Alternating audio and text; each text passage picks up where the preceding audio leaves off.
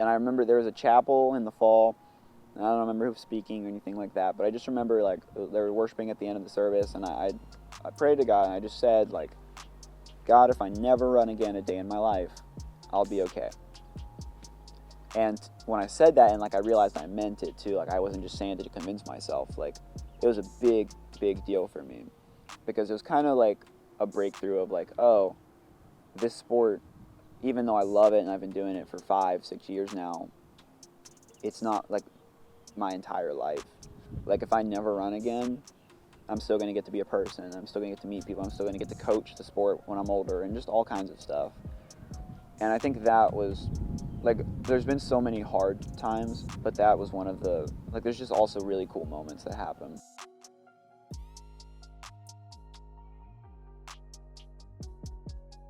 We moved to Florida when I started kindergarten, and we lived in Babson Park, and I was there for a little while, and then Lake Wales, and then Winter Haven, and then back to Lake Wales, and now back to Babson Park. So we've kind of bounced all around. Went to elementary school at Babson Park, went to Lake Wales High School, and then now I'm over in Lakeland for school. So it was just pretty normal. Nothing really like crazy happened growing up. It was just my dad was a pastor for a little while, so went to church there, and then we switched churches. I've basically been in Florida my whole life.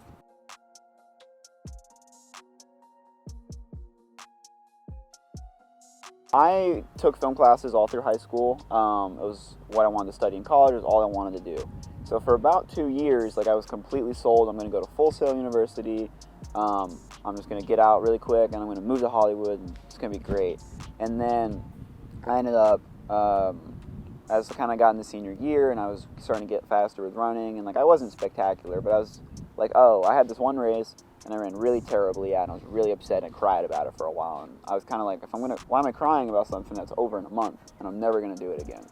So I kind of started to realize like maybe I wanted to keep running collegiately. And we had like this college fair at my school, and I was walking around. My dad was always like, hey, maybe you should look at Southeastern because it was local and just far enough away. And so I checked, and they had cross country and they had film, so I could do both things I wanted. Never sent an application into Full Sail. I never went and toured or anything. Got to Southeastern, realized I hated film. I loved watching movies and stuff. I just didn't want to do it the rest of my life. And so I was able to switch majors, and they had a little bit of everything there. So it was really, there's that particular race senior year when like I was like, why am I crying my eyes out over a bad race if I don't want to do this for longer? If I don't want to cut it short if I'm enjoying it so much. And so that's kind of that. And then my coach was my big high school coach was huge. He really pushed me and was like, hey, you can run collegiately. I wasn't going to go D1. I wasn't going to be one of these top runners in the state, but I could still go run somewhere.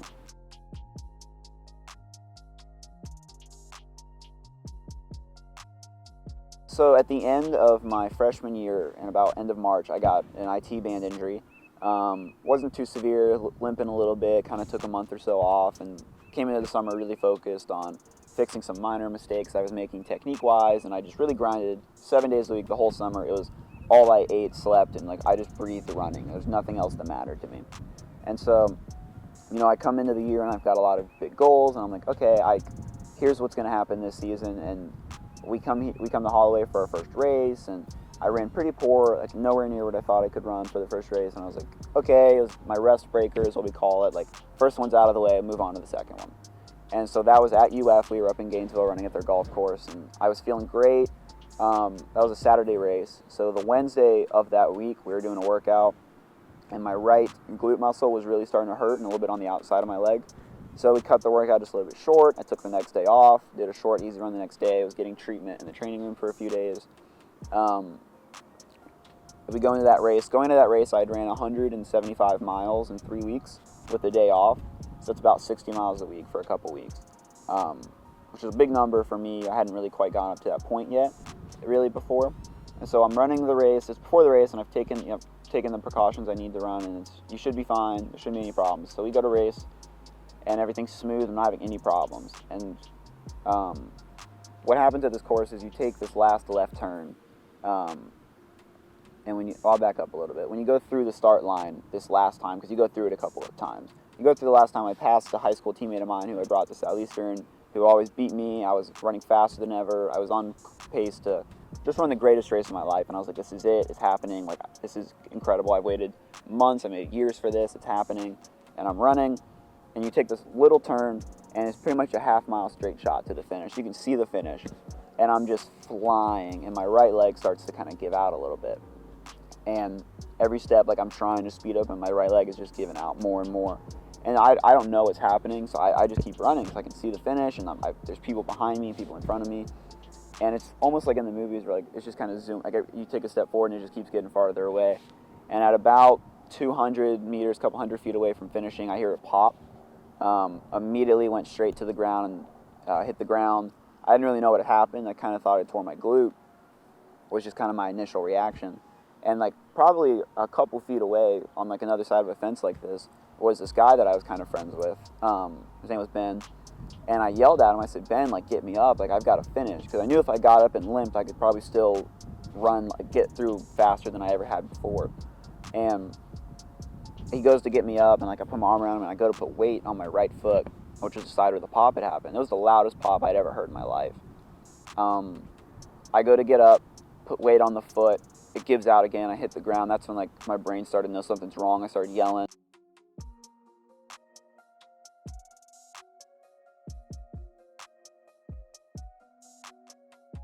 Our trainer, Jim, thought maybe it was a femur problem, something with my femur. And so the way you figure that out is you sit them over the edge of a table and you put your hand on their knee and you push in. And so he puts his hand on my knee and pushes in, and I about punched him in the face because it just hurt so bad. And I'm crying, I'm hysterical. And at first I wasn't even crying really from the pain. A lot of my crying was because I'd spent, May, June, July, August, September, so 5 months nonstop at this point for this race to kind of finally have a big moment. And I was literally a couple hundred feet away from seeing like the fruits of my labor, and it got swept out from under me, which was hard. And I think that's what I was crying about more so at the time, was just bitterness. I was so close to finally, like, if it was going to break, just break at the finish line, get me through the finish line. Because that was all I cared about at that point. And so we ended up we figured out, okay, you probably have a femoral fracture. Your femur's probably fractured somewhere. You need to get an x-ray to make sure, though.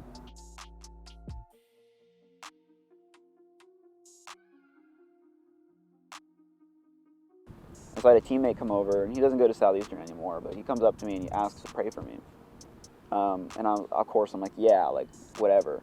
And so he's praying, and like he's crying, and I'm just like saying, like, I'm pleading. I'm like, God, heal me. Like, I'll get up from this chair. I will never forget what you've done. And I didn't realize, like, I kind of was replaying it later in my head, like in the hospital bed, like the next day. But God was like, you would have forgotten. So had he healed me and let me from the chair, he's like, you would have forgotten. And we're stupid, so we argue with him. And I was like, no, there's no way. And he was like, you would have forgotten. And I was like, there's no way I wouldn't have forgotten that. How could I forget that? And he's like, I've done so many other things for you, and you don't even think about them. And so I was kind of it was the next day when I really realized that he was saying all that. And I was kind of like started replaying stuff in my head that he's done for me over the years. And I was like, oh man, I don't remember the last time I thought about that.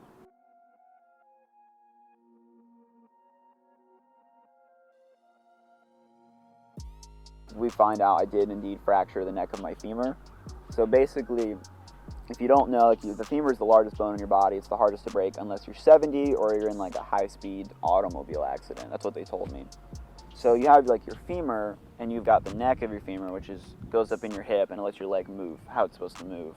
And so mine was broken off like that. It wasn't attached into the socket, and it was off to the side, which would explain why I couldn't do anything with my leg, of course.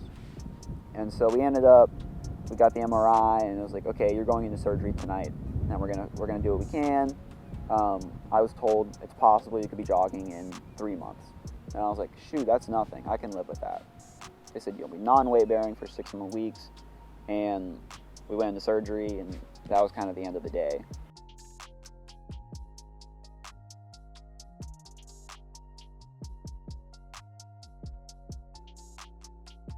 I think one of the hardest things, but it's kind of been a blessing as well, is you're just forced to slow down. So you go from running, again, like 60 miles a week, and sure, you're tired, but it's just, you just get up and do it. You get to practice, you go and you run. And what ended up happening is I go from that to I'm in a wheelchair to get anywhere. I'm in crutches. Like I'm not allowed to put any ounce of weight on my right foot. And what ends up happening is I'm just forced to slow down. And I think that was big, because I don't think ever in my whole life I'd done that. I think I'd always just gone 100 miles an hour in everything. And being forced to kind of slow down and think, and like, I came to the conclusion, I realized this, that I've had 3 major injuries ever in my life. And so I had a stress fracture in my shin, my left shin, senior year of high school, right before my track season started. I had that IT band injury last spring, and then the hip in this past fall.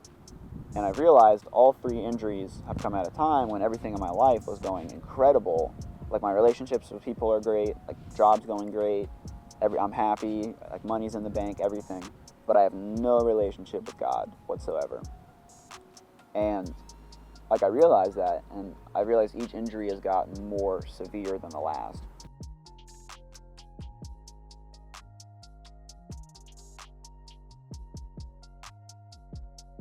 Ever since then, the healing process has been really slow. It's been 7 months since the break. Last time I was at a doctor, they still had soda fracture line. But there's just been this trend every doctor's appointment where I go in and he just kind of looks at the x-rays and he's like, it's getting there, it's just taking too long. He's like, try walking with more weight and only use 1 crutch. Here's a cane, try using the cane. He's like, start getting on an elliptical, get some muscle back, and all this stuff. And I would just be scared. And so he told me to walk on a crutch, and I would walk 5 feet from my dorm bedroom to the living room. You know, I wouldn't, instead of walking to class, because I was scared. And so, because I kept just letting this fear take over, I wouldn't do the physical things necessary to try to get better. And so had I done that, and had the re-break, like the slip, I didn't do anything wrong with that. It just kind of happened. It was unfortunate.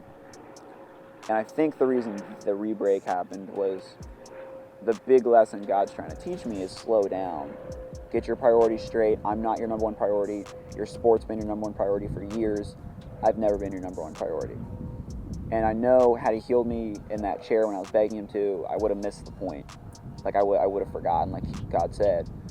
And had that re-break not happened, then I had been jogging in 2 or 3 months and walking in a month and all this stuff, like, I would have missed the point.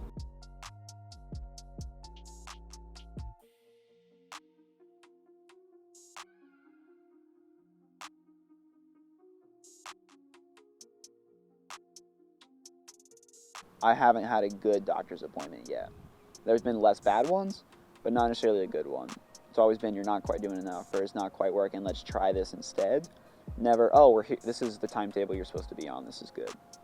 But I just have a good feeling about the next one, and if it's not a good appointment, like, it's not my version of a good appointment, at least. Like, it's still God's version of what I'm still hearing, what I'm supposed to hear, and getting the news I'm supposed to get.